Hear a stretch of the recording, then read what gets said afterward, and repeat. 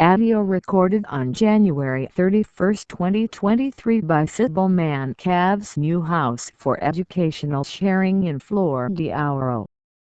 Confucianism, Buddhism, Taoism and Christianity. The Chinese Law. Summary.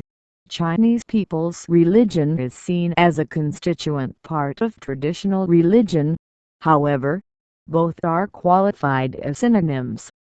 Traditional religion, on the other hand, is often confused with Taoism, since for centuries, the institutional tries to manage local religions. The designation Chinese traditional religions is used to define the vast set of syncretisms and practical beliefs and values of different Eastern religions with strong expression.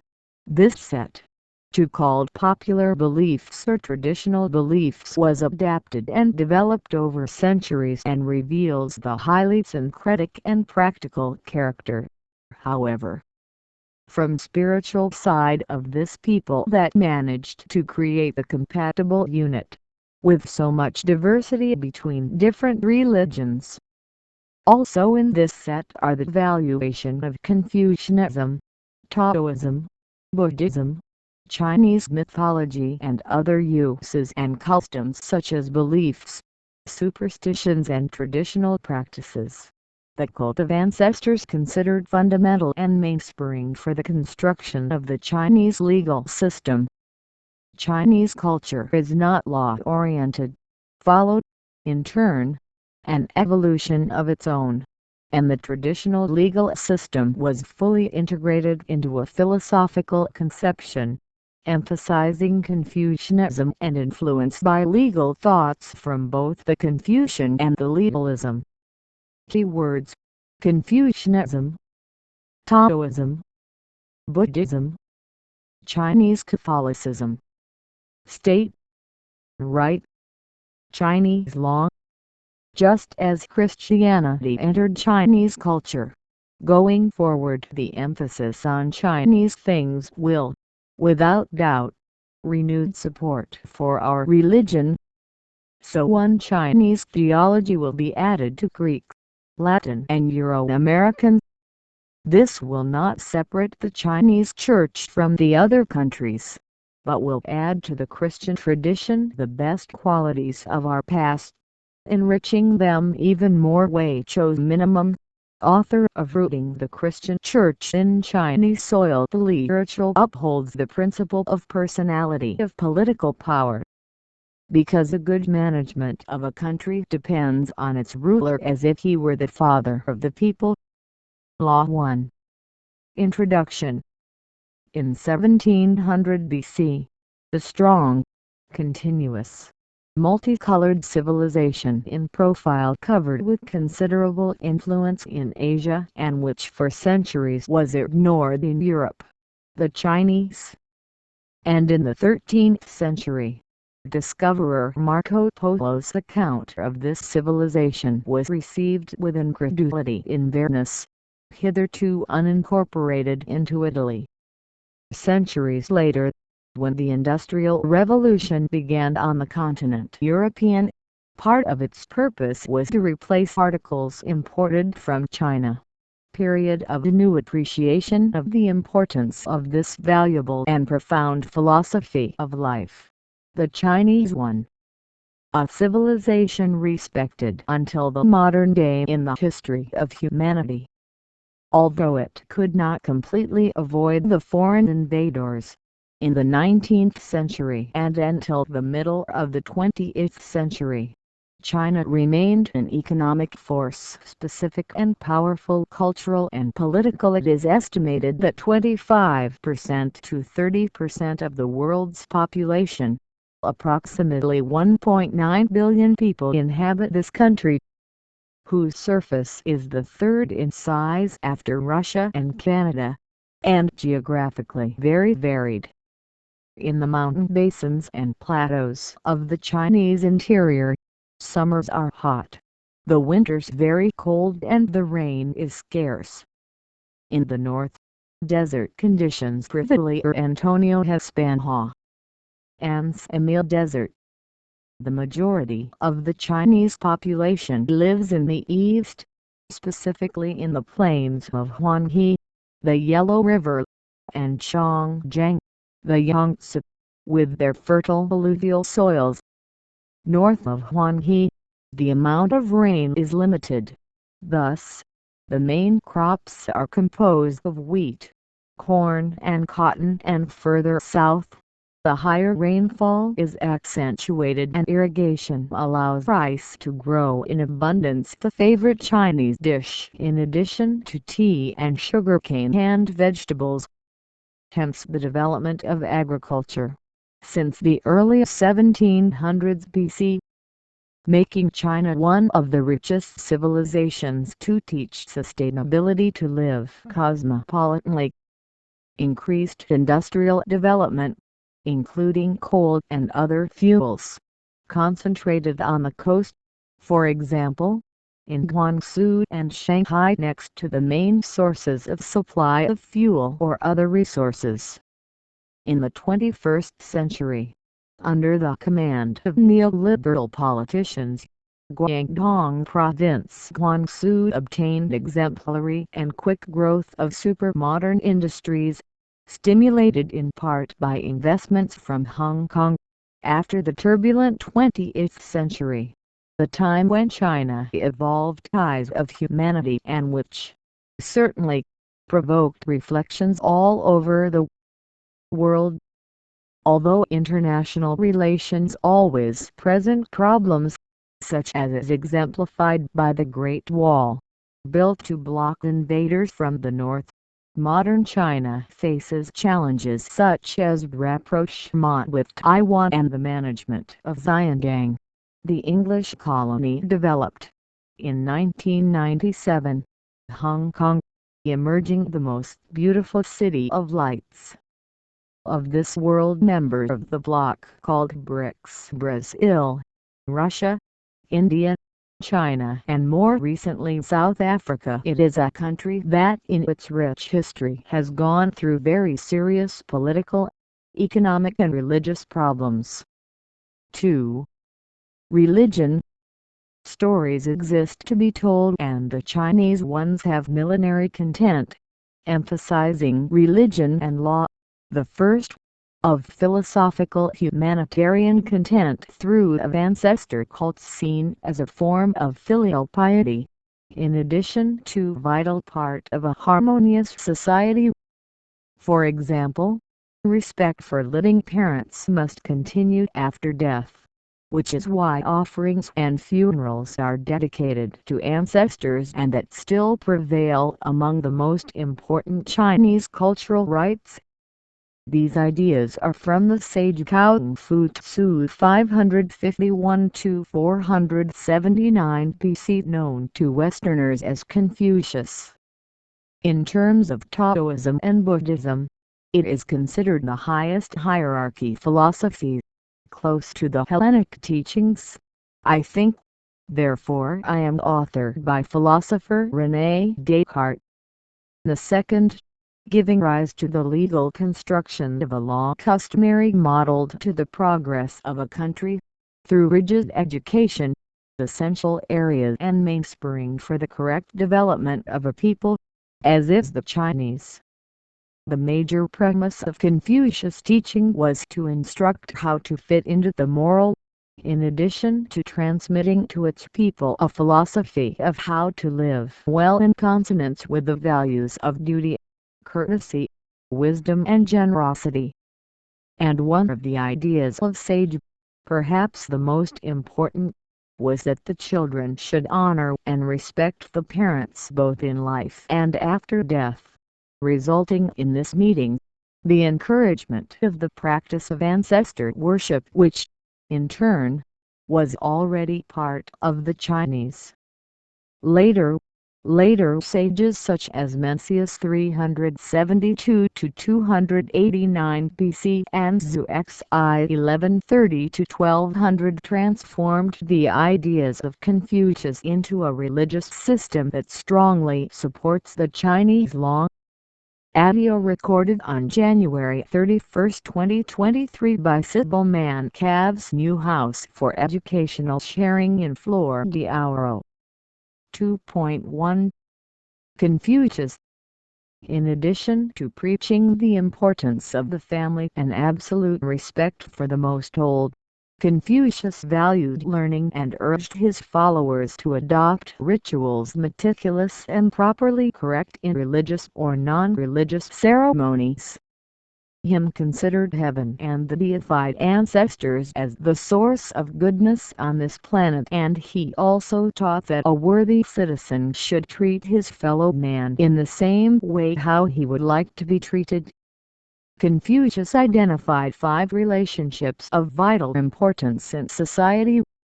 Chinese, between parents and children, husband and wife, older and younger siblings, emperors and ministers, and between 2 friends. In the calculation of these connections, that of friends is balanced. In the others, there would be a difference in the importance of partners, since Confucius considers these relationships the foundation of a stable and happy society, which is currently highly valued in China, as well as in Japan, which join this framework of behavior and conduct. His books are known as 5 classics: history, poetry, rites, mutations, I Ching, and spring and fall canon, sometimes also referred to as canon Confucian literature, that constitute the oldest corpus of literature Chinese. According to historians, Confucius is believed to have edited these books, probably composed long ago, when he encouraged his followers to read the 5 classics, and for millennia have been used to train civil servants in China. Its use in education was only abolished in 1911, when the state ended. Chinese Imperial. For Confucius, happy families are the base and bomb of a universe harmonious, because all the members of a family must collaborate mutually, supporting and helping each other. Parents have to pass on and teach new virtues, in addition to the old and known, so that the children become exemplary citizens, while the children may have a duty to honor their parents and to help them whenever possible. Audio recorded on January 31, 2023 by Sybil Mann Cav's new house for educational sharing in Flor de Auro. According to Confucian thought, mutual support and respect make homes duly balanced and happy, favoring, in turn, the orderly and well-governed society. Chinese society attaches special importance to children and their position within the family. Usually, spouses want to have children to create a full and secure unit in line with the Confucian ideal. Formerly, the children had to respect and obey their parents' authority without any conditions. Already the ancestor worship was seen as a subject of filial piety and a vital component of a harmonious society. Respect for living parents should therefore continue after death. Audio recorded on January 31, 2023 by Sybil Mann Cav's new house for educational sharing in Flor de Auro. 2.2 Yin and Yang, I Ching and the 4 books. In line with Chinese thought, in the universe everything is accomplished from a 2 opposite qualities called yin and yang. The first represents qualities feminine who, in turn, are receptive and submissive.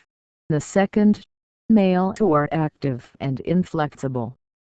Both yin and yang have to be kept in complete balance. The I Ching, or Book of Changes, is regarded as a masterpiece and of the 5 classics, which includes 64 diagrams titled hexagrams, and each of which present continuous as well as interrupted lines, which are used for the divination. In addition to serving to predict earthly problems and obstacles, the I Ching guarantees the gods' approval of individual human actions, consequently of all mankind. Hence Confucius' assertion that families happy people are the foundation of a harmonious world. The heavenly mandate is about the ruler who worships his royal ancestors in heaven, earns their favor, and receives the sign of approval known as the heavenly mandate, which, in turn, means the maintenance of the natural order on earth and the necessary balance between yin and yang, which as final premise results in bountiful harvest, excellent food supply, prosperity and fortunate government for the emperor, civil servants and society. Confucians celebrate many rituals and they are all linked to the cycle of life, and marriage has a special significant place, since it is seen as the welcome of the bride into another family, that of her future husband. And a symbol of that is the fact that the bride is taken to the suitor's house in a special carriage at a pace of wedding procession with elaborate and sophisticated rites. In addition, the Chinese ritual year includes calendar-related festivals in Yang months, odd months. In China, the color red is traditionally associated with wedding. It should be noted that Confucius encouraged the veneration of ancestors and the practice lives on in modern communist China. The ancestors can be worshipped without domestic shrine for altars in temples. The most and important form of worship is that of offering. For thousands of years, China was made up of an organized society and composed of strict hierarchy of social levels, from the peasant to the emperor. Audio recorded on January 31, 2023 by Sybil Mann Cav's new house for educational sharing in Flor de Auro. The main premise was to expect everyone to work hard in order to support the family, thus serving the state. Moreover, a class was no longer important than the other, coming to the conclusion that Confucius favored two of them: the farmers, who provided the food, and the officers and scholars, who were responsible for the efficiency and safety of the state, thus constituting the social order. Traditional Chinese families have always aimed for prosperity, and to a Confucian prosperity and abundant harvest meant that the cosmos was in a position of absolute harmony and that the forces of evil were under the control of those who did good, and, finally, that life followed a firm course and fully ordered. For much of Chinese history, the people depended on planting rice as the main food, emphasizing the starch ingredient. Therefore, a barn of rice is the most common symbol of prosperity. 1 page note. Within the scope of the Temple of Heaven, in Beijing, ancient Chinese art presents in its numerous panels the rice barn. It is the ancient art of Feng Shui, which means water and wine, and is used to choose the terrain of building and planning, whose internal area is intended for the Qi earth vital energy to be able to flow smoothly. Feng Shui favors health and harmony within a building, while bad planning leads to bad luck or illness. End of page note. As for the 4 books, they are actually 4 texts, although called of books in the field of reasoning and Confucian thought, namely, the Analects, Mencius, the Great Learning, and Doctrine of Meaning. Zhu Xi, a 12th century philosopher, wrote a series of commentaries on the 4 books, and his works inspired a Neo-Confucianism that, in turn, favored both learning and morality. Among them, the meaning of the term Li. Still, Li has 2 meanings. According to Confucian theory, it represents personal conduct correct or even the proper ritual to be performed in a ceremony, and Zhu Xi watched a very deep sense in Li. He said that Li represented the strength and essence foundation that underlies the existence of life. These are books that have become the basis of Chinese education, and the students had a duty to memorize them before studying the 5 classics. To know the pagina. In this century, the International Student Assessment Program, PISA, applies to young people, which disseminates to the end of every year the classification of more than 600,000 students from more than 65 countries evaluated by the Organization for Economic Cooperation and Development (OECD). Given the education offered in China, most of the best students come from Shanghai. They performed the best in 4 dimensions assessed as mathematics, reading, history and science. According to the report of PISA, students from Shanghai have a very high level of intellectuality, and coming to meet the episode of the 5 classics memorization is the important factor in Chinese education. They teach, also, decorating materials, however, with understanding. End of page. Note: audio recorded on January 31, 2023 by Sybil Man Cav's new house for educational sharing in Flor de Oro. 2.3 Taoism. China, in addition to being a vast country full of religious traditions, 2 native Chinese religions best known after Confucianism is Taoism. The Buddhism ranks third. Adherents of Taoism seek a transcendental/spiritual path, the Tao, formulated by ancient Chinese thinkers. However, Tao is much more than search for a path to be followed. It is defined as the source of everything that exists in this planet. And by following the chosen path, Taoists aspire to union with Tao, therefore, with the forces of nature.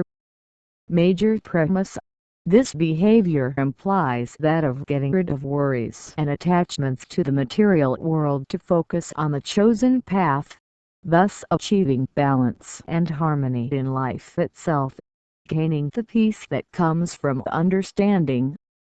It is said of those who manage to reach this level or objective that they will be immortal after physical death.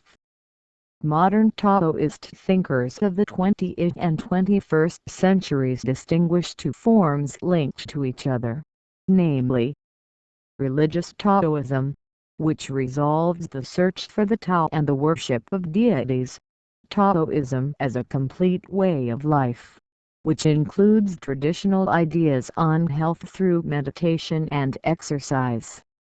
The path towards the Tao represents the path that every individual must follow. Seek, and a follower of the Tao is considered and/or qualified as duly able to live in harmony with his peers, in addition to being the leader in the future in this or the next incarnation who will rule with all wisdom. They are few.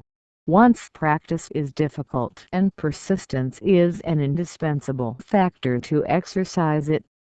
The most important Taoist texts are the Tao Te Ching, written by Lao Tzu III, and Chuang Tzu, which bears the name of its author. The Tao Te Ching is a political text that preaches the Tao to rulers to have absolute wisdom. The Chuang Tzu presents, in turn, a philosophy of life or non-governance that translates to ordinary people. Page note: Sage Lao Tzu, known as the Elder, is considered the founder of Taoism and is venerated as a god by Taoist religionists. In keeping with tradition, Lao Tzu accumulated wisdom over the course of life, and that's why he received hundreds of inquiries about religion and politics. It is believed that Tao Te King was written by him. End of page. Note: the personal gods of Taoism are individuals who achieve immortality and divine status due to great earthly accomplishments during the passage of his life on this planet. Among them are ancient ascetics, scholars and warriors. The Taoists pray to personal gods for help and also try to follow their example during their earthly life experiences. For Taoists there are angels and demons. The demons are named QFEs that can be spirits of people who suffered a violent death or, still, who were buried without due ceremonies. They must be placated with elaborate rituals in order not to harm the natural world with diseases and misadventures. Of the three-star gods that rank among the most popular deities, Chinese is made up of a trinity: Shaoxing, god of longevity; Xiamxing, god of wealth and social status; and Fuxing, god of happiness, who symbolizes the qualities we seek in this life. Xiamxing is also revered as the one who bestows male children, often being portrayed next to a boy. The Pa Xian or Eight Immortals are models of pure spiritual performance that, in turn, achieved immortality, due to success in various sectors. And Chuan Chuan was an excellent general and the greatest example of immortals, as well as Chong Kuo Lao, scholar and advisor of Chinese and non-Chinese emperors. Han Xiongzi, musician, and Li Taiqi, healer and apothecary. Audio recorded on January 31, 2023 by Sybil Man Cav's new house for educational sharing in Flor de Auro. Finally, it is considered that the Taoist ideal of life is to follow the Tao, getting rid of material things and thus living in harmony with nature, beyond of respect for one's own body. In this philosophy of life, the path is opened in search of immortality or infinite life. In the same teachings of Kardecist Christian Spiritism, Taoism includes in its philosophy that death does not exist and who attains it is known like Chenjian, which means perfect person. Immortality leads to liberation spiritual. Taoists believe that by living a long life in line with the Tao, one can achieve immortality in this current life, through activities/procedures such as yoga and meditation, which aim to prolong a healthy life. According to the Chinese, who vehemently respect elders, influence essential to the assembly of a correct customary law as it is in that country. In addition to valuing wisdom, one of the greatest thoughts from the Taoist point of view, it is also the practicing yoga and meditation exercises, using breathing for Nota da Pagina. Breathing is crucial for health, and techniques such as Tai Chi Chuan teach smooth and graceful exercises to control breathing. And meditation is an important resource for getting rid of the material world. By emptying the mind of everyday thoughts, one can achieve harmony with the universe, and some forms of meditation allow you to achieve unity with the Tao. According to Chinese thought, the body is defined as an energy system traversed by invisible channels called meridians, by the which vital energy or qi flows, thus adopting a balanced and harmonious way of life. The Taoists aim to maintain a constant flow of qi in the body. They, too, have always appreciated the charms of nature, much more valuable than the material world, and for them, mountains, Pines and rivers symbolize immortality and longevity, and earthly landscapes are considered symbols of mutation and constant movements of life. Lastly, it is said that Shiwan, a celestial empress, represented holding in his hands the peach of immortality which ripens every 3,000 years. He has in his cult long history, and that is why she is revered as the mother goddess and ruler of the immortals. Her image is represented in Taoist rituals, which serve to remind beginners and participants alike of the harmony of the Tao and the balance between heaven and earth, promoting health and prosperity in the community. They are events full of color and life. The basic Taoist ritual is the Yao or offering, which may consist of a simple offering on the family altar, as well as a much more elaborate ritual for celebrations of special occasions. End of page. Note: breathing Tao 4. The vital resource to preserve the health of body, mind and spirit. The three treasures of Taoism are vitality, energy, and spirit. None of them can exist without the others, and Taoists seek to keep the three properly balanced.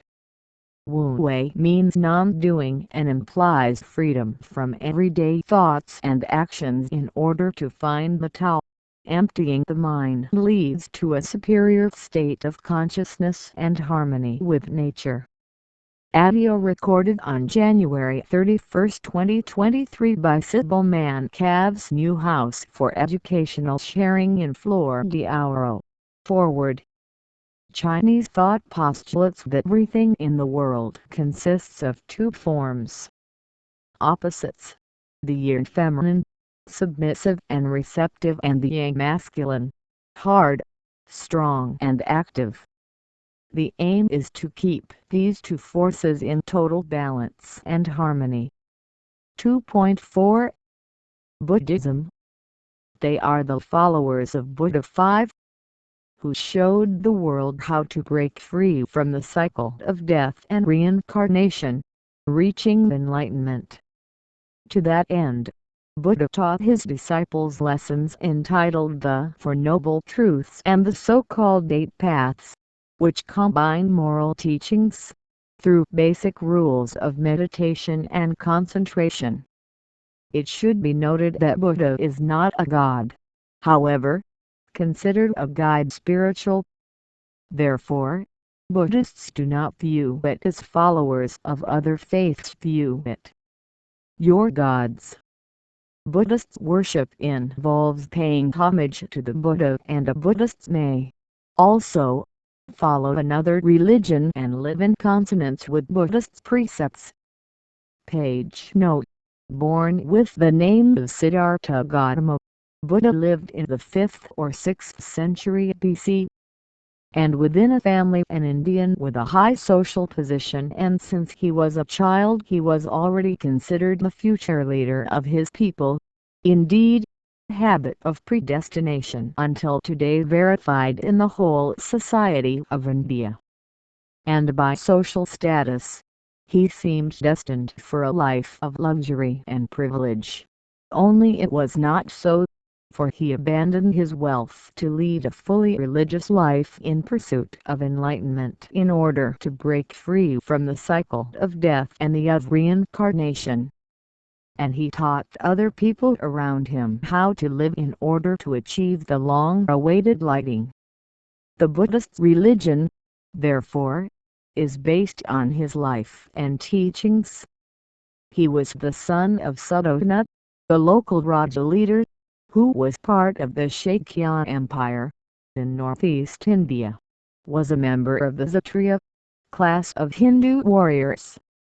And as the future ruler of his people, Buddha lived in luxury and good surroundings, without concerns.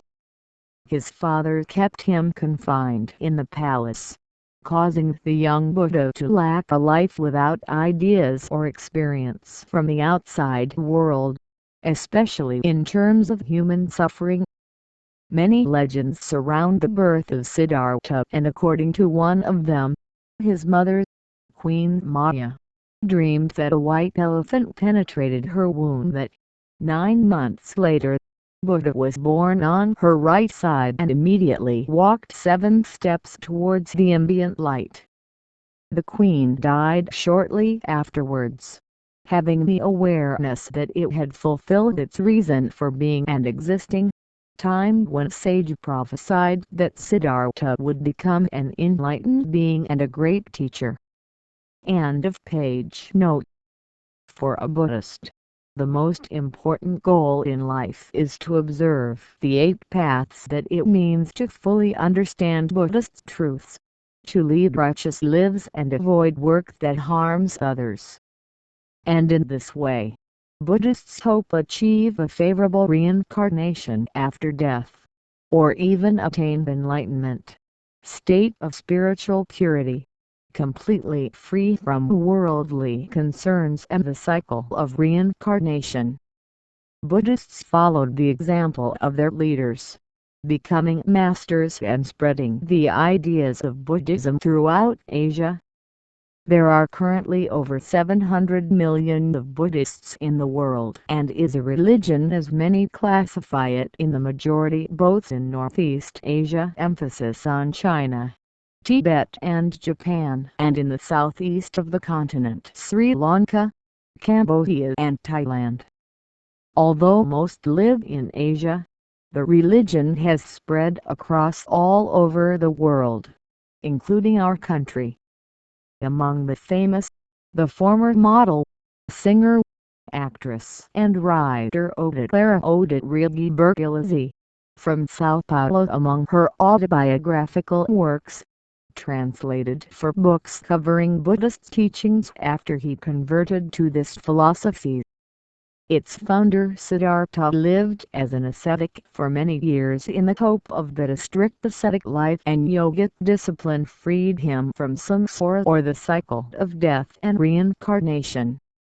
Weakened by deprivation, Siddhartha finally understood that this life would not bring him the freedom he sought. That's why he adopted meditation as a way to reach enlightenment. And the curious thing is that from the world that existed beyond the palace, Siddhartha obtained permission from his father Raja to travel. During the period of his life when he felt shocked to learn about 3 different aspects of human suffering: old age, the disease, and the death. Deeply shaken, Siddhartha traveled for more times. When the last he met a convinced wandering ascetic, whose example inspired him to start a new life in search for truth and enlightenment. After long and deep meditation, under a tree Bodhi, Siddhartha reached the state where fear of the suffering of death did not affect him more. He will become the enlightened one, or the Buddha, the spiritual state called nirvana. His first sermon was in Varanasi, urging his listeners to follow the middle way, avoiding all extremes. He also taught the Four Noble Truths, which describe the suffering of the human species, its causes and solution. In commenting on the solution, Buddha preached the 8 paths that should be followed to find pain relief. He died at the age of 80. By eliminating his attachment to earthly things and fear of pain, he achieved parinirvana, or final nirvana, thus overcoming the cycle of death and reincarnation. Buddha's followers were the Sanghas, the term still used for the community of monks Buddhists, whose symbol is the beautiful lotus flower. Audio recorded January 31, 2023, by Sybil Mann-Baylor for educational sharing in Flor de Auro. 2.5 Buddha images. Origins and texts. Buddha images adorn all temples and holy places. They are not realistic portraits, and their symbolism indicate different aspects of Siddhartha's personality. Gautama, The average reaches about 32 characteristics that symbolize these properties. An example is the projection on top of the head, busness, which suggests wisdom and spirituality. The third eye symbolizes spiritual vision. The position of the hands, mudra, and the posture, asana, are also symbolic. Buddhism. This depiction illustrates Buddha sitting on the ground with his fingers of the right hand touching the soil and earth. The Buddhism mudra remembers the time of long meditation under the Bodhi tree, when Mara, the personification of evil, tried to distract Siddhartha, drawing upon him strong storm, demons and other temptations. When touching the ground of the earth, Siddhartha asks nature to witness her determination. As Anna. In this presentation, Buddha is depicted in various poses. Stylized asanas. The most common are sitting, standing, walking or even reclining. The last one represents his death. Mudra. In this representation, the position of the hands, mudra, has images of Siddhartha in specific meanings, which illustrate his numerous activities, including teaching how to invoke rain or to offer protection. Vitarka has in this mudra the thumb and the index of the hands forming a circle with the other fingers curved outwards, represents, in turn, the turning of the wheel of the law, referring Buddhists to the first sermon in which he launched the basic tenets of his doctrine. The term Abhaya represents the right hand raised in an abhaya gesture without fear. Indicates that Buddha offers protection to his followers, although appears, sometimes, in configured seated Buddhas. This gesture is more common in upright figures. Finally, Dhyana. The Dhyana is the traditional meditation pose. The position of fingers varies greatly, however, they are generally aligned with each other. Others and the thumbs barely touch. Often, the hands rest on the length with the palms facing upwards, the right hand more raised. A dhyana symbolizes the intense and absolute concentration necessary for a person overcome itself and attain enlightenment. Although Buddha passed on to his followers that they distrusted the power of miracles, many sacred texts describe miraculous acts performed by him. Those texts include notable deeds such as calming storms, eliminating plagues, along with actions magic like preaching in different places at the same time. Historians narrate that the practice of meditation gave him special powers of his own. Audio recorded on January 31, 2023 by Sybil Man Cav's new house for educational sharing in Flor de. There are two important branches of Buddhism, namely, Theravada practiced in the South Asia such as Sri Lanka, Myanmar, Cambodia, Laos and Thailand, and Mahayana. The Mahayana Buddhists are found in China, Tibet, Nepal for the most part, but there are supporters in Vietnam, Korea and Japan. The first strictly follows Siddhartha's originals Gautama based on definite set of scriptures and also known as the doctrine of the elders. Theravada practice stresses the enlightenment of the individual. Already the Mahayana Buddhism took hold long after the 1st century BC, and it's totally more open to different ideas and approaches that, using a larger body of scriptures, advocate compassion and enlightenment for the good of others. That is why the Mahayana school is known as the greater vehicle while the Theravada is the lesser vehicle. These terms are used by practitioners of Buddhism until today. It should be noted that during the history of Buddhism several councils took place in order to make decisions about the central aspects of the doctrine.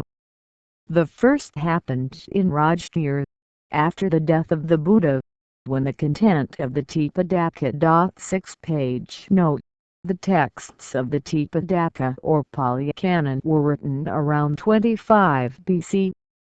The meaning of Tipitaka, it is three baskets, a title that refers to the three divisions of the scriptures: Vinaya discipline, Sutta themes, and Abhidhamma teachings. Vinaya Pitaka are scriptures dealing with monastic life.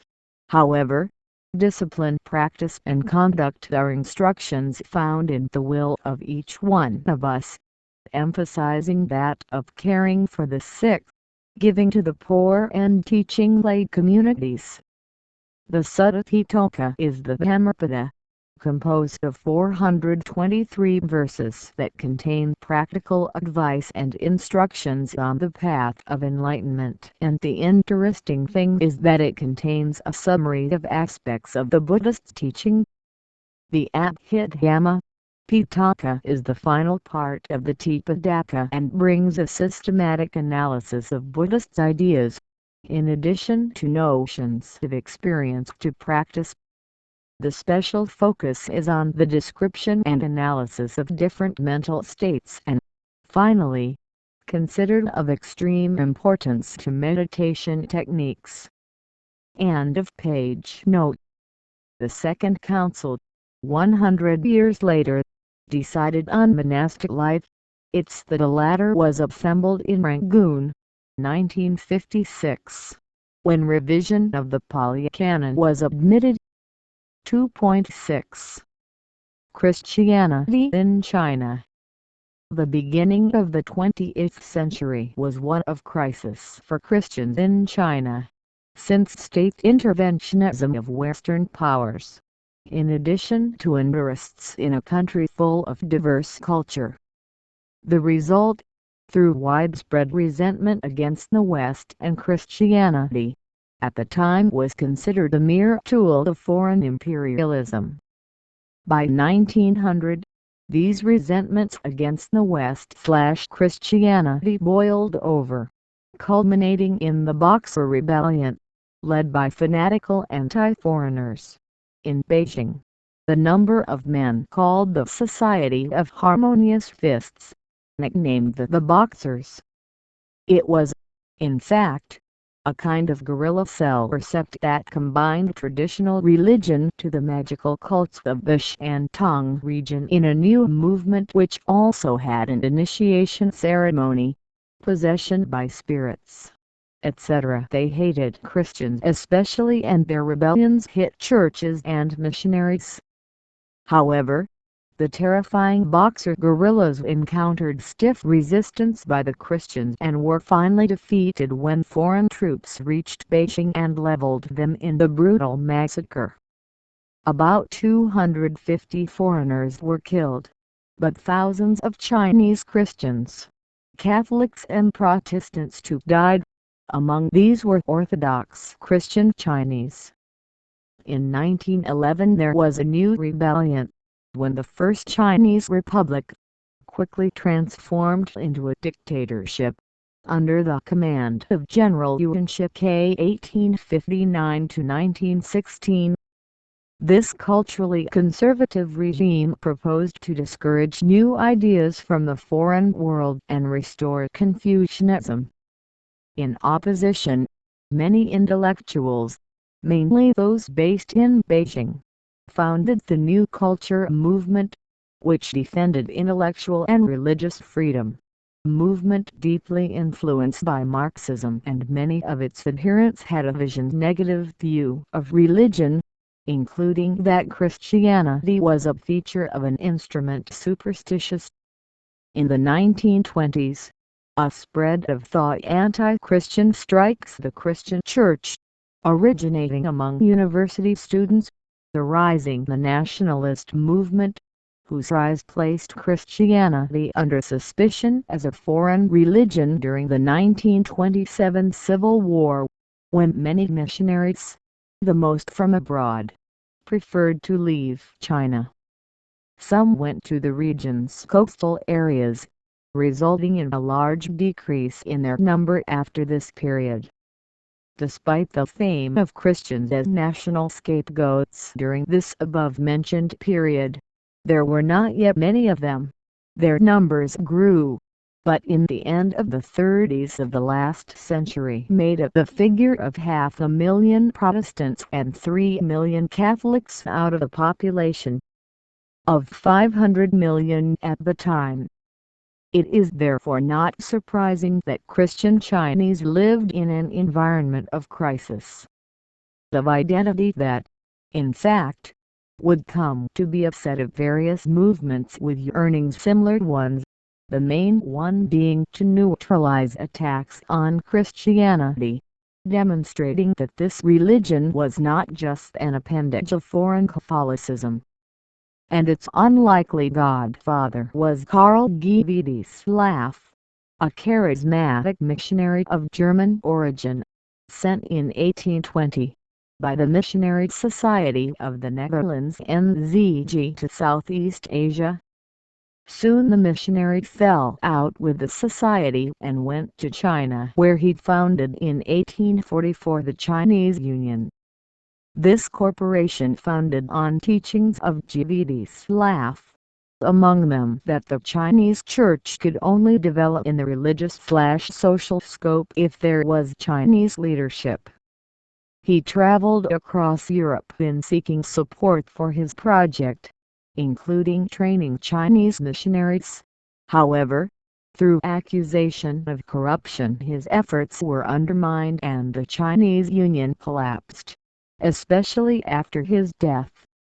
Other attempts at the implementation of Christianity were those of militants of the China Inland Mission (CIM), an international organization founded in 1865 by James Hudson Taylor.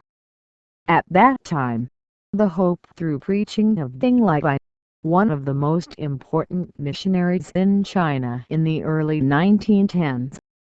He traveled across the country in a condition similar to the style of the European evangelists, obtaining success at a time when the Catholic ideal of native churches had been vitalized by the Pope Pius XI, who pontificated between 1922 and 1939, who showed extremely committed in eradicating any trace of imposition, colonial or cultural, arising from the mission that believed that the overseas churches would never prosper unless they were led by the locals. Pius XI also pontificated the first 6 bishops in Rome, modern-day Chinese, in 1926. 4 years earlier, 1922, one of the most notable movements emerged with the title Family of Jesus, founded by Qing Tianying, in Shantung Province, a kind of community based on the content of the Gospel of Mark. The movement that became strong and rich, which, in turn, attracted attention and contradicted the Chinese government. The rulers took their properties and the community became without incentives, given the poverty that prevailed through attitude and reprisal governmental. Another purpose was to separate existing denominations, in order to create a single Chinese Christian church with a Protestant profile. They tried to unite, still, without philosophical expression other than formed and structured, through committees, which had goal of alignment and planning to the creation of a genuinely national church. Various unions merged under the denomination of the Presbyterian Church of Christ in China, officially founded in 1927, although it existed in some places for a decade. However, some churches including Lutherans, Baptists and Methodists preferred to remain independent. They chose to work within the Council National Christian (CNC), founded in 1922 as a type of organization representing all Protestant churches. In short, indigenism in China was both a movement popular as well as intellectual, emerging a leader like Ni, emphatic and professor of philosophy, focused, in his studies, on biblical teachings, in addition to having lifestyle totally centered on Jesus Christ of Nazareth, which, in turn, represents the populist side. On the other side were intellectuals concerned with issues of social and political justice, as well as the creation of a Chinese theology. In your text Rooting the Christian Church on Chinese Soil, 1945, wise teacher Wei Chou's minimum expresses his intellectuality of thought, namely, like Christianity, it was inserted in Chinese culture. Going forward, the emphasis on Chinese things will, without doubt, renewed support for our religion. So one Chinese theology will be added to Greek, Latin and Euro-American. This will not separate the Chinese Church from other countries, but will add to the Christian tradition the best qualities of our past, thus enriching it even more. There was, at the time, an important group within that program in the 1990s.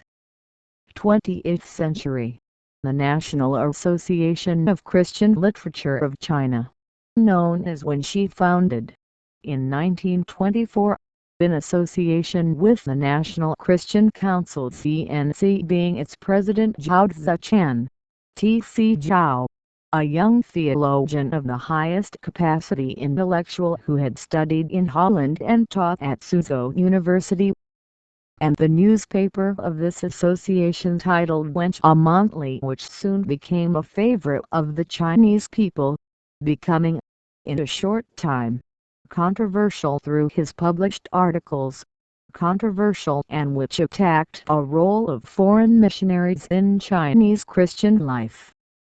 These articles argued that Christian literature in China should be produced only by Chinese.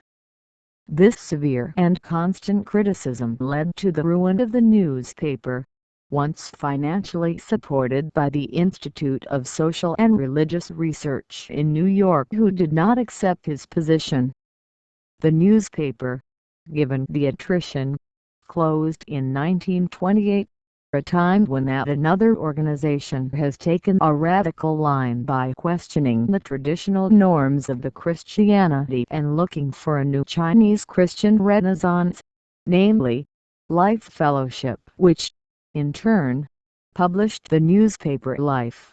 During the 1920s, the objective was to provide a non-partisan, non-denominational and scholarly forum for all zealous Christians. The newspaper published articles that summoned readers to a radical reorganization of society aligned with Christianity, similar to the evangelical movement. Social and many leading Christian intellectuals became involved in this task, including T.C. Zhao and Cheng Icy Cheng, another leading theologian and, from 1927, the first president of the Church of Christ in China. Finally, the very nature of the Catholic Church meant that its members were not only bound together, yet subject to foreign ecclesiastics, mainly to the Vatican, and the fact that there are twice as many Catholics in China the number of Protestants, which was a huge internal problem. And it didn't help that the Vatican would continue to recognize the pre-communist nationalist regime which, after Civil War, caused C.Y. Cheng to flee to Taiwan, establishing the government in exile. In 1949, when the Roman Catholic Church had rapidly grown into largely by a historic Vatican decree of 1939, it was established that the veneration of Confucius and the ancestors practiced by the Chinese was, in fact, an acceptable custom and non-religious in nature. Lastly, The leading dioceses such as Beijing and Shanghai that contain Chinese bishops in their administrative religious/ecclesiastical structures. Around half of all priests 1949 and two-thirds of all bishops in China were still of foreign individuals. The uneasy alliance between the Communist Party (CPC) and the patriotism within Protestantism and Catholicism came to an end in 1966 with the outbreak of the Great Proletarian Cultural Revolution initiated by Mao Zedong. This reaction was regarded as infiltrating the Chinese government, the bureaucracy and the party itself by bourgeois and elitist elements. When, at the time, students were encouraged to command the Red Guards, who, armed with the little red book containing Mao's teachings, marched across China, seeking the forces bourgeoisie wherever they lay in wait. The chase reached from motorists by taxi to the top members of the CCP. Revolts and purges ended in 1969, but the Cultural Revolution itself continued well beyond that date, 1976, when Mao passed away. In the 1970s and early 1980s, freedom of worship became more tolerable across China, period in which a foreign policy is adopted much more open, especially in relation to the U.S., which helped to ease the pressure on Christians in China. 3. Chinese law.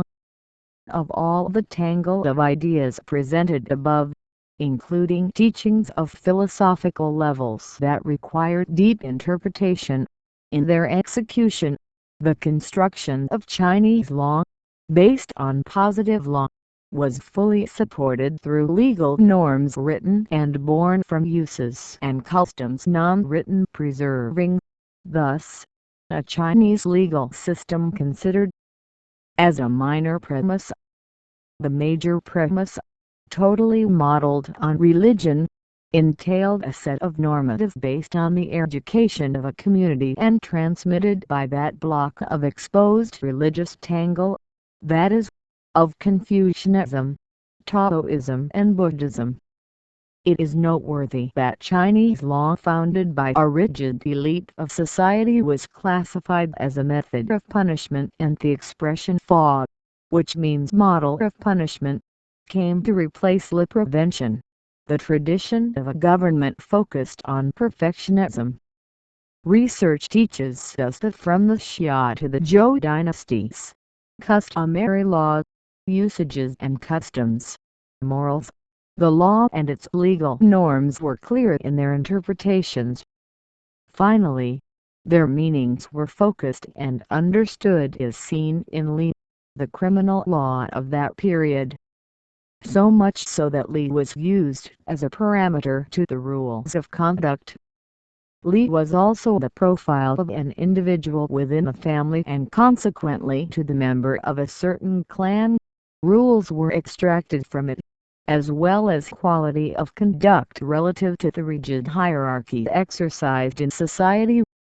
The penalty "fa" in case of non-compliance was rarely applied, mainly regarding the social level of the alleged accused. Notably, the construction of a legal system, emphasizing the instrumental function of law, in order to perfecting society, does not mean the absence of the possibility of embarking on a state of law, preserving justice and morality. Chinese law, regardless of religious dogma, is based on their culture, and Chinese culture is not driven by right. In this way, China walked alone towards an intimate and exclusively her own and integrated with philosophical conceptions, emphasizing the teachings of Confucianism. According to the doctrine of Confucius, the individual is composed of four dimensions: me, the community, the nature, and the sky. The fundamental idea is the postulate of the existence of a cosmic order that uses the reciprocal link between heaven and earth, obeying the invariable rules. Men are masters of their actions, of the way they conduct themselves. That's what goes depend on the order or disorder of the world. Harmony, on which balance depends of the world and the happiness of men, involves two aspects: harmony among men and nature, and the harmony between men in themselves.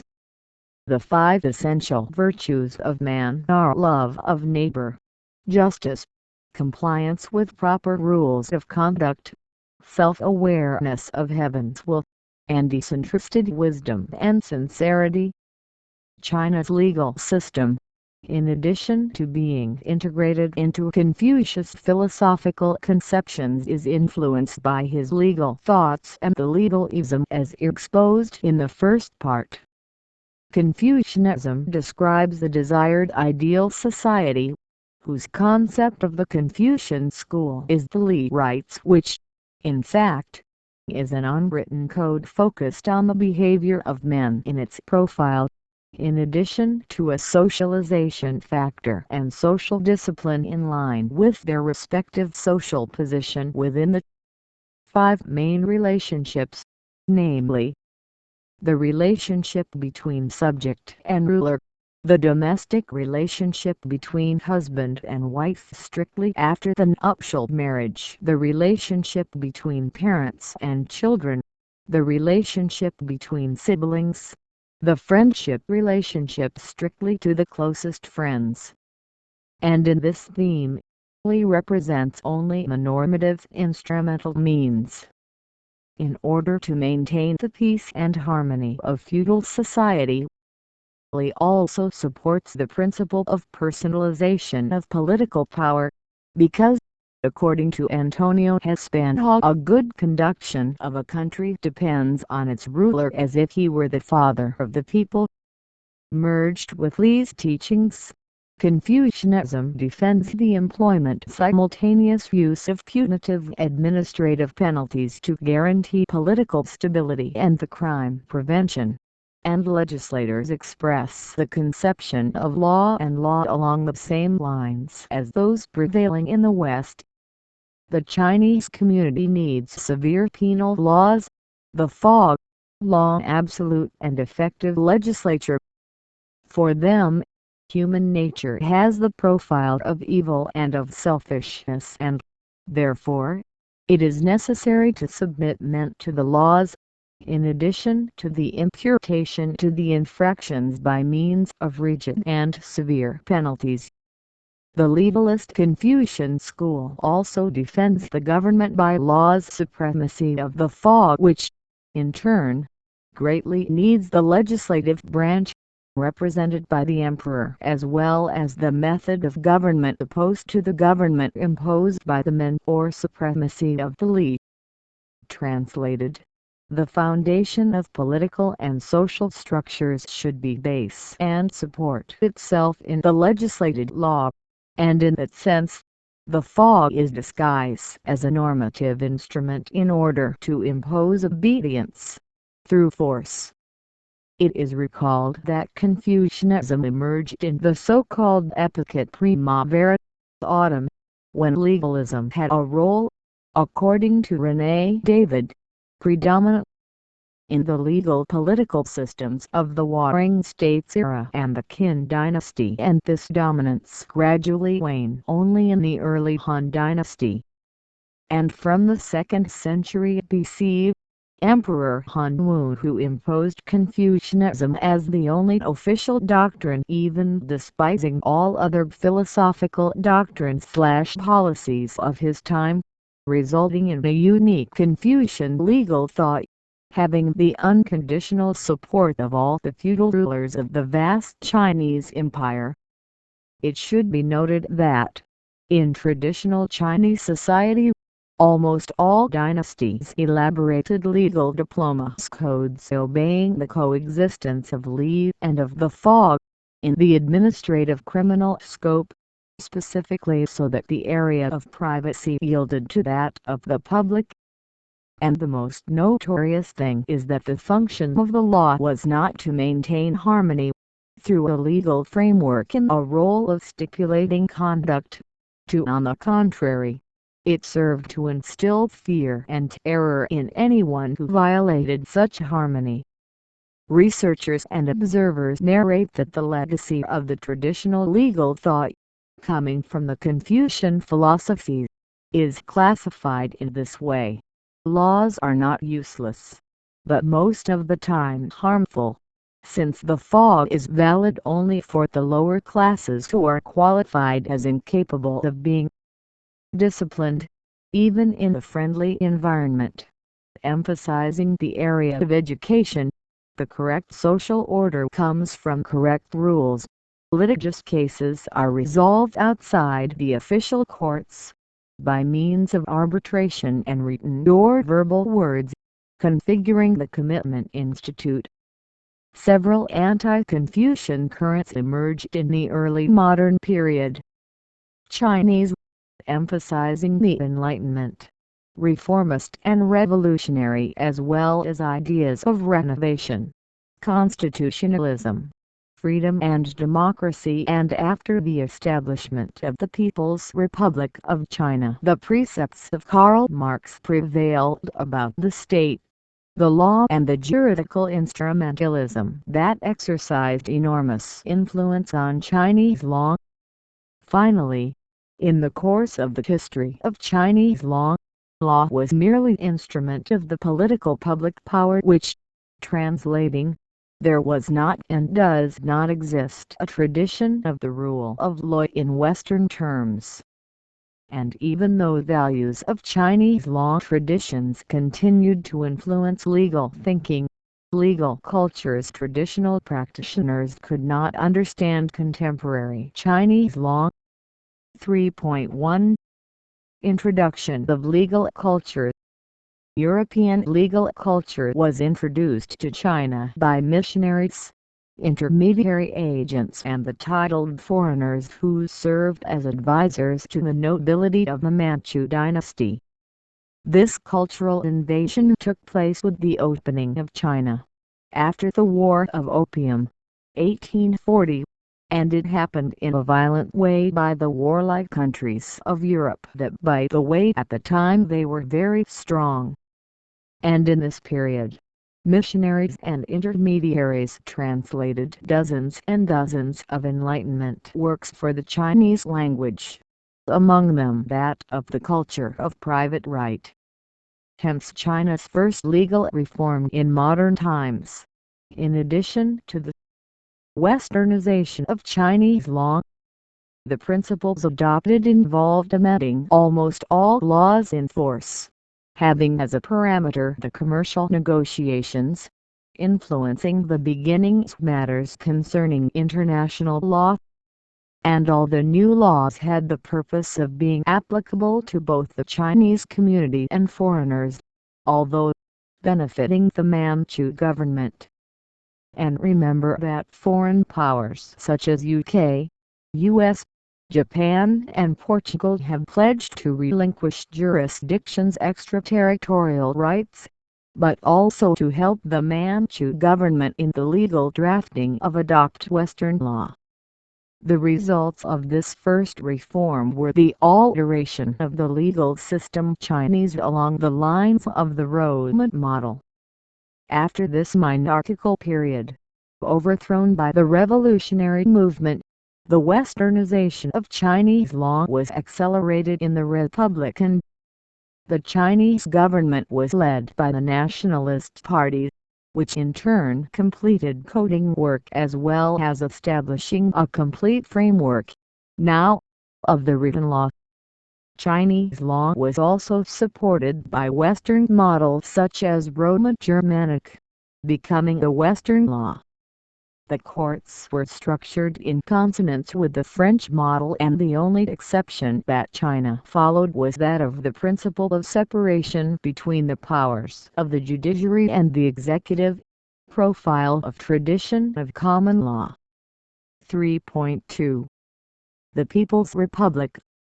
After the founding of the People's Republic of China in 1949, the legal system in force during the Nationalist Party administration was totally abolished, and for 30 years a retreat to the prospects of the path towards the rule of law. This situation began to change in the 70s of the last century. The motivation was the need for theoretical reflection on the autonomous valuation of law both in the sphere of social life, the of the people, as well as in politics. The 11th meeting of the Central Committee of the Chinese Communist Party that year had the balance of demonstrating that China had entered a new phase, in terms of also the third legal reform, which marked an era in the modernization process, translating, in addition to the transition from the planned economy to the socialist economy, the government had to be modified by law. It is also noted, currently, that the People's Republic of China administers all state affairs under the law, building a country of socialist legality. Thus, state bodies, political parties, the forces of the Navy, Air Force, foreign defense and other public organizations such as companies without exception must strictly obey the law and the Constitution, whose final premise is that the law, through written laws, was used as an instrument to ensure the system. Politicians of both the state and the party itself are subject to the law's Chinese institutions. The rule of law requires not only a well-organized legal system but also a system of values that demands, in turn, the protection of citizenship, through the supreme institutional guarantee of the law, remembering that, since 1993, the economic planning supported by socialist public ownership was replaced by socialist market economy, and this attitude of the state brought advances in legal reform from China. Time when dozens of new reforms to westernization appear again of Chinese law. By joining the World Trade Organization (WTO), China undergoes a new opening to the exterior, approaching, simultaneously, the system Western law, emphasizing the Romanistic. Once Roman law encompasses the jurisdiction of several peoples, including our country. Although there is clear progress in Chinese legal reform, historians and international analysts note that the construction of China's rule of law in order to improve Chinese law needs to be more developed in order to ensure integrity/uniformity, avoiding conflicts between the various sources of law, such as the structure of the people's courts coincides with the administrative division. Once local courts do not have financial autonomy, law enforcement suffers from marked local protectionism. The processes, for the most part, are not very respected. There is a lack of effective systems to protect human rights. Fundamental. Out of the total population, a tiny drop in legal professionals, and the rule of law concept has not yet been properly implemented in the conscience of every Chinese citizen. Economic reform and opening up to the outside world bring new and enormous challenges for the improvement and correct formation of the rule of law in China. As a parameter of the 20th century, the Chinese legal reform, in this 21st century, has been based on the market economy and develops in conjunction with the improvement of the market economy, mainly after joining, in 2001, the organization World Trade Organization, WTO, which marked a great advance in the establishment of the system. Chinese legal China/world interactions involve aspects, including legal ones, so that in the future China will take accelerated steps towards its legislation, notably that of protecting the rights and freedom of citizenship, as well as economic activities and civil. And in the current globalization, the establishment of the rule of law cannot be performed by no lock. 3.3 Chinese Constitutionalism. Constitutionalism encompasses three institutes: democracy as a base, the rule of law as a condition, and human rights as a purpose. Started on 20th century, Chinese constitutionalism is linked to legal modernization, adherence to the principles of the constitutional regime, such as division and restriction of powers. Politicians who are supported by the new constitution of 2004. The first Chinese constitution was published in 1908 by the government Manchu, who followed the model of the monarchical regime of Japan, based on the lines general of the organization of the Provisional Government of the Republic of China. December 3, 1911. Then, the Provisional Constitutional Charter of the Republic of China, dated March 8, 1912. Which was the only constitutional document with democratic profiles of bourgeoisie. It should be noted that during the Republican period there were more than 10 constitutions, in addition to constitutional drafts in Western-style molds. After the founding of the People's Republic, China adopted four constitutions: 1954, 1975, 1978 and 1982, with the exception of the joint program of the Political and Consultative Conference of the Chinese people, who represented the first document in the field of constitutional law contemporary Chinese, after the constitutional diplomas of the years 1988, 1993, 1999 and the current one, from 2004. The latter introduced a new connotation to a country of socialist legality, gave a new direction of vision to the former dictatorship, and a revolution to reform for governance democratic. The economy and private property become more protected by constitution. It is emphasized that the legitimate private property of citizens becomes inviolable, and the state the absolute power to legally protect all the rights of citizens, both to private property and to inheritance. The state has the autonomy to expropriate or requisition private property of citizens, for reasons of public interest, through planned reward and compensation. The most democratic is the guarantee and respect for human rights. Another happy result is that, over the last few years, the content of China's constitutionalism has surprisingly evolved and been quickly enriched, although it is known that the lack of tradition of individual rights has weighed heavily on the democratic balance. So there's still a lot to improve Chinese constitutionalism. And the optimism about the establishment of a more democratic political regime is great and hopeful. China is well loved by most people on this planet.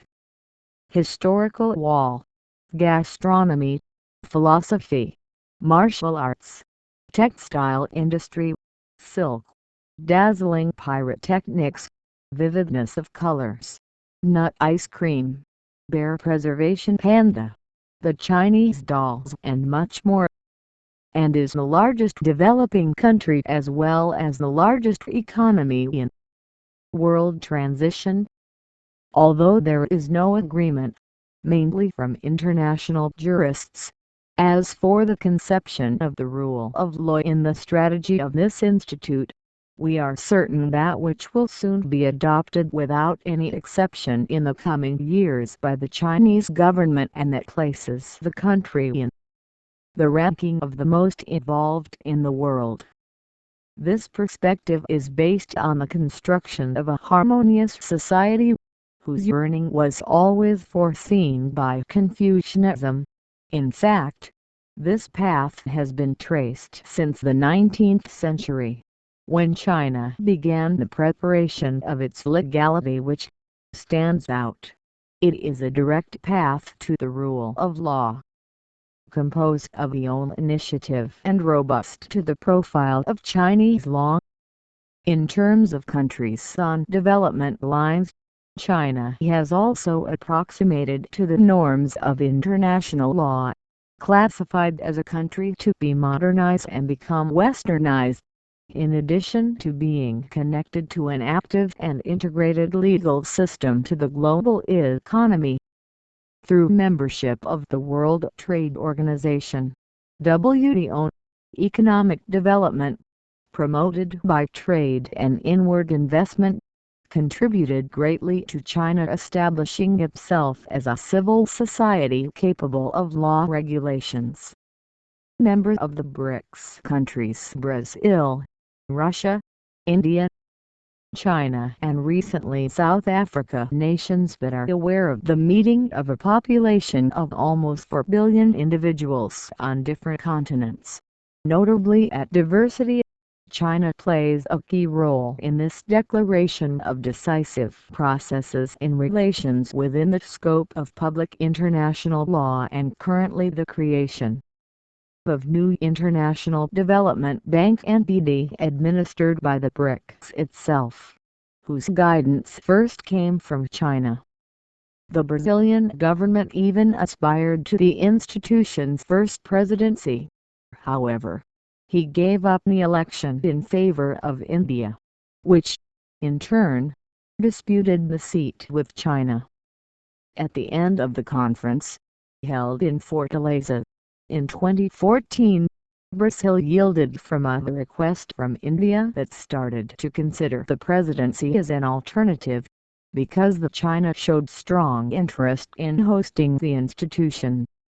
For conclusion, Confucianism, Taoism and Buddhism are Chinese religions, still began as philosophical lines. Confucius did not attach importance to the gods, because since ancient times, the Chinese religion consisted exclusively of the veneration of gods led by Shangdi, known as the Lord of the Heights, in addition to the veneration to the ancestors.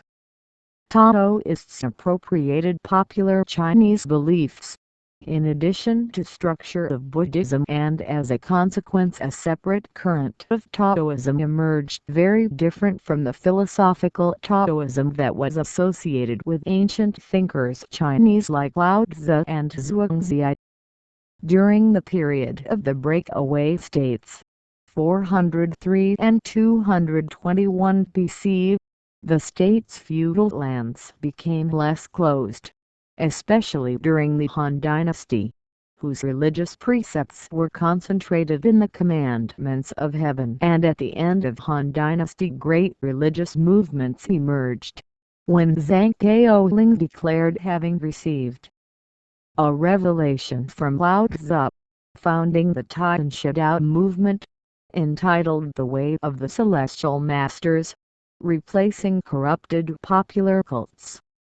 The doctrine became the official creed of the Wei dynasty 386–534 successor to Han, ushering in religious Taoism that spread across northern China and later across the country. Buddhism arrived in China at the end of the Han dynasty. Its meteoric arrival led to the construction of dozens of temples such as the Temple of Photography. The Communists eliminated organized religion then they took power, in 1949, and most of the temples were reorganized for secular uses. The Constitution China, 1978, restored some religious freedoms, and in this 21st century there are Buddhist and Christian groups, these, with difficulty of expression, but active in the Republic Chinese. With the advent of communism, religious Taoism fell victim to persecution. However, the traditions were maintained, gradually resurfacing and influencing Confucianism, ancient and modern, in the legal construction of law. Chinese law did not make use of written laws, from which one could become something theoretical. However, it valued uses and customs, the unwritten, that is, the preservation of good customs and thus the written norms that had a strong influence, and the idea of conciliation had the major premise. Finally, written law was always positioned in second plan. It should also be noted that Chinese law was seen in society as a form of punishment, and because they were punishments, the expression "fa penalty" model of punishment was used. Punishment that would replace la preservation, the improvement found in tradition, the basis of a just government. Li was used as a parameter to the rules of conduct. Expression This one was a classic ideogram and had a more philosophical use. In Chinese law there is the participation of foreign influence, making it a cultural revolution with advocacy and the creation of law schools. The investor participation has triggered a revolution in the Chinese judiciary. For a time the state gradually made the judiciary into a more efficient official body seeking, thus, the interest in new investors. And in the current framework model, magistrates are appointed by members of the administrative bodies of the National People's Congress. Therefore there is instability once judges are replaced at any time, ultimately demonstrating the lack of solidity to the judiciary. One of the most important reforms, 1999, dealt with respect for the economical. Once this change has been implemented through contracts. In this process, the Chinese constitution adopts the principle of democratic centralism, which constitutes a principle by which the individual is subordinate to the organization, the minority to the most, the low level to the high level, local government to central government. And that being so, this is the profile of the Chinese Republic founded by the party Chinese Communist CCP. However, none of the constitutional diploma states the performance to be followed by the CCP and other parties. At present, the sessions of the People's Courts are public. Only in state secret cases are closed, normal for most countries. Nonetheless, the accused has the right to lawyers or even to be able to carry out his own defense, including the defense of close relatives, and the formulation of this new judicial process Chinese is supported by Roman law. Finally, Chinese supervisory and judicial bodies are subordinate to the CPC Central Committee, the Supreme People's Court being the highest judicial body institutional hierarchy, and the Supreme People's Procuratorate, the highest supervisory body hierarchy within the judicial scope of a complex Chinese law. China is rapidly moving towards a ranking of the most powerful nation from the planet. Social transformation, economics and law are the most important areas of its evolution.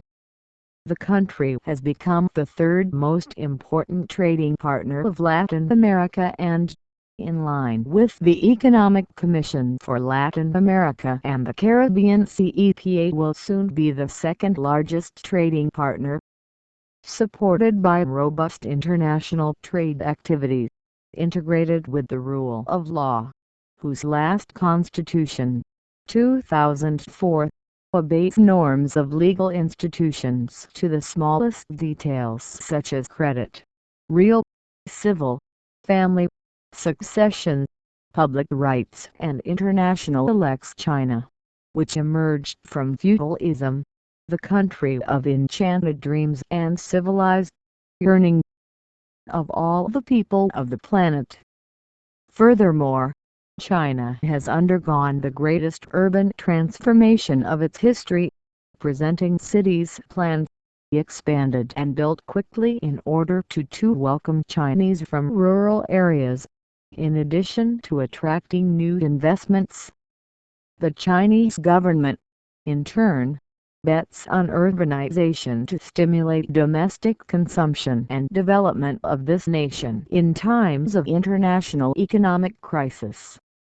In the last years, nearly 50 million people have moved to large Chinese cities which, computing the last 2 decades, there are approximately 550 million Chinese citizens who moved to urban centers, and this internal migration will certainly have an impact on the future of this country. Sao Paulo, February 2015. References: Campos Neto, Antonio Augusto Machado D. Christianity, Canon Law. Magazine of Faculty of Law of the University of Sao Paulo, Sao Paulo, B. 105, page 39-77, January/December 2010. CANOTILA chose Jose Joaquim Gomes. Constitutional Law and Constitution Theory. Coimbra, Almagna Publishing House, 2003. Chen Hongyi, Albert. Introduction to the Legal System of the People's Republic of China. Singapore, Butterworth's Publishing, 1999.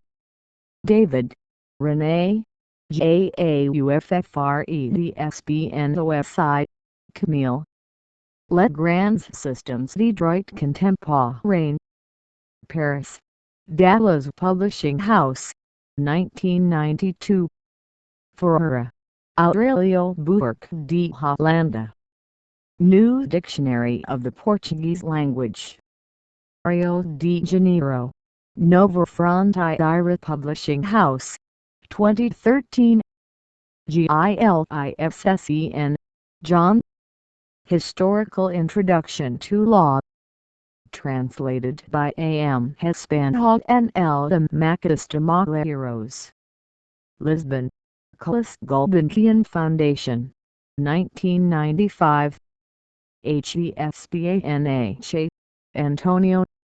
Law and Power in Traditional Chinese Culture. Rio de Janeiro, Collection Administration/Editora Civilização Brasileira, 1995. HESPANHA, Antonio.